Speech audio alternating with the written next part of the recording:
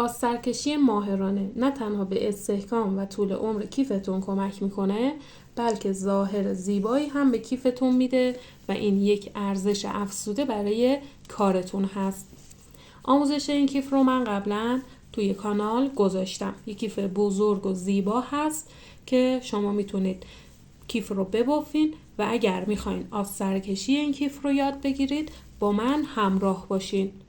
کامل آسترکشی رو بهتون یاد میدم، اینکه به چه صورتی دقیق اندازه کیفتون در بیارین، داخل کیف بدوزین، یک جیب روی آستر در بیارین و در نهایت به چه صورتی مگنت ها رو بدوزید و کیفتون کامل و خوشگل بشه. تا انتهای ویدیو با من همراه باشید که کلی تکنیک و نکات خفن یاد میگیریم. ببینید آسترکشی این کیف فوق العاده ساده هست. داخل کیف که به این صورت یک بیضی تقریبا پهنی رو برای کار بافتیم. برای آسترکشی شما باید آسترتون رو دولا کنید و کیف رو روی آسترتون قرار بدید. خب ببینید من آسترم رو دولا کردم، کیفم رو روی آستر قرار دادم. ببینید کفی کار گفتم بیضی بود، بزرگ بود و حجم دار بود. ما برای اینکه الگوی آسترمون رو به دست بیاریم کیف رو مثل من قرار بدید، یعنی کاملا صافش کنید. خب بعد روی آسترتون قرار میدید. دقت کنید آستر من الان به چه صورتیه. از قسمت کناره ببینید بافت و آستر در یک راستا هستن. از قسمت پایین هم به همین صورت. ببینید قسمت کفی و بافت در یک راستا هستن. از قسمت بالا نگاه کنید من حدود 1.5 سانتی، ببینید من 1.5 سانتی از قسمت بالا کار رو آزاد گذاشتم، چون ما باید این لبه آستر رو چرخ کنیم که کارمون تمیز بشه. پس قسمت بالا رو ما 1.5 سانتی بیشتر در نظر میگیریم. این قسمت هم به همین صورت. خب این یک قسمت کناره رو هم ما زمانی که میخوایم آستر رو برش بزنیم باید آستر و بافت در یک راستا باشن. حالا برای اینکه کارتون تمیز بشه و این الگو رو در بیارین به کمک صابون خیاطی یا خودکار حرارتی به این صورت نکنید بافت و آستر رو روی هم قرار میدین و الگو رو به این صورت در میارین. ببینید حالا من خودکار حرارتی ندارم، با همین خودکار معمولی بهتون آموزش میدم. البته خودکار من رنگ هم نمیده، فقط در حد آموزشه، ولی من این کار انجام نمیدم. من اینو به صورت چشمی حالا کیف و آستر رو روی هم قرار میدم و الگوی کارم رو در میارم. ولی واسه شمایی که مبتدی هستین و بلد نیستین ببینید به این صورت شما کیف رو روی آستر قرار میدین. از این قسمت بالا نگاه کنید باید به این صورت الگوی کیف و الگوی آستر رو در بیارین که اندازه کیفتون بشه. گفتم اگه میخواین کارتون تمیز بشه با کمک خودکار حرارتی یا صابون خیاطی به این صورت الگو رو در میارین. بعد این الگویی که برش زدین رو باید قیچی کنید. ببینید تا قسمت پایین به این حالت کیف ما به این صورت دیگه دقیق فرم و حالت کیف رو روی آستر در میاریم. بعد آستر رو قیچی میزنیم. خب ببینید من یک طرف آستر رو برش زدم و کامل شده. اگر کیف ما رو دقت کرده باشین کیف ما از این قسمت حالت زاویه دار میشه. خب من این طرف آستر رو نگاه کنید حالت زاویه دار برش زدم. طرف دیگر رو هم باید به این صورت برش بزنم، یعنی این قسمتی که اضافه هست رو دقیق به حالت فرم کیف ما این قسمت رو برش میزنیم. خب ببینید من آستر اصلی رو برش زدم، میذارمش کنار. این دقیق اندازه کیفم هست. خب حالا ما میخوایم یه دونه جیب روی آسترمون در بیاریم.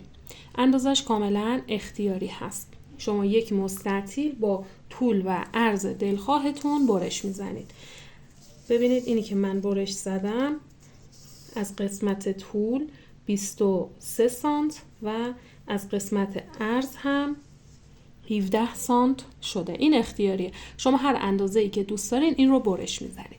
حالا میریم سراغ دوختنش. ببینید شما اول باید 4 طرف این جیب رو بدوزید. به این صورت کار رو برمیگردونید از هر 4 طرف و این لبه ها رو کامل میدوزید. وقتی که این رو دوختین روی آستر اصلی قرارش میدین. خب به این صورت روی آستر اصلی قرار میدین و از 3 طرف کار رو میدوزید. از قسمت بالا تا اینجا، از این طرف تا این بر و از قسمت پایین تا بالا.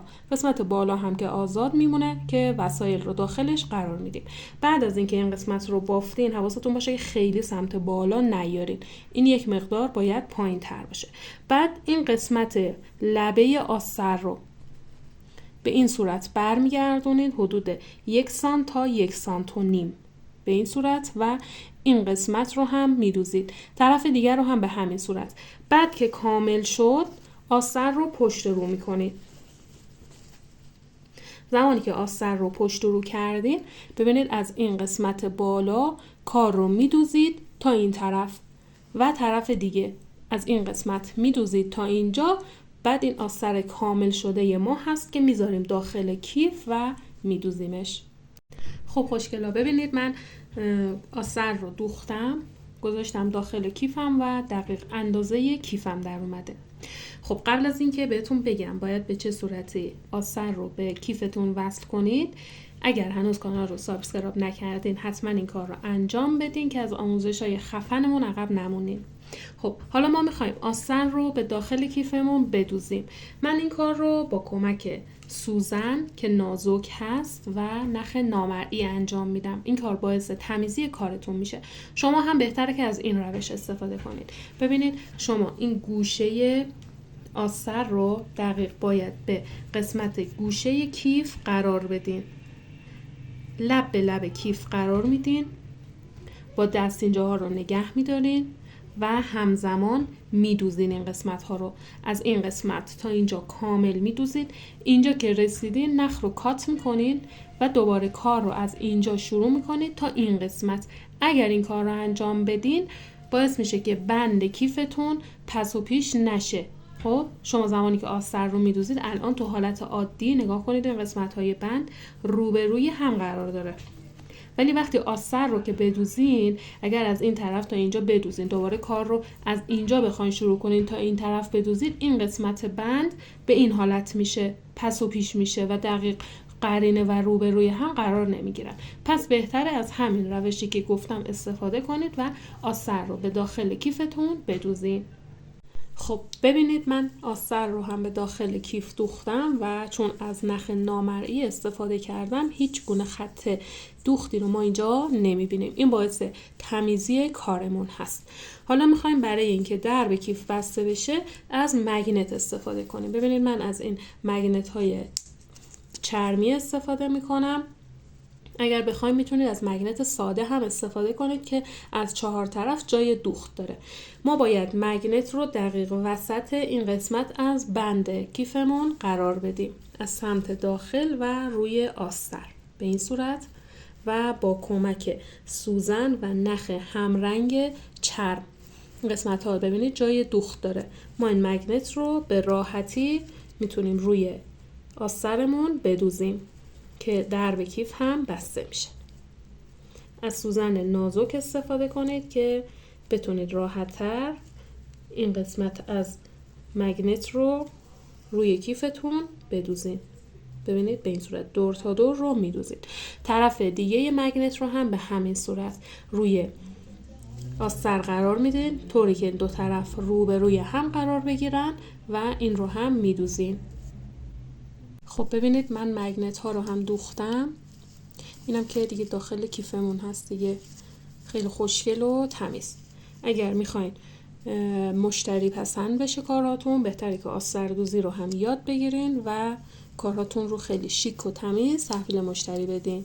ازتون ممنونم که تا اینجای آموزش با من همراه بودین و خوشحال میشم که با لایک کردن این پست، شیر کردن برای دوستانتون و سابسکرایب کردن کانال از پست های آموزشیمون حمایت کنید.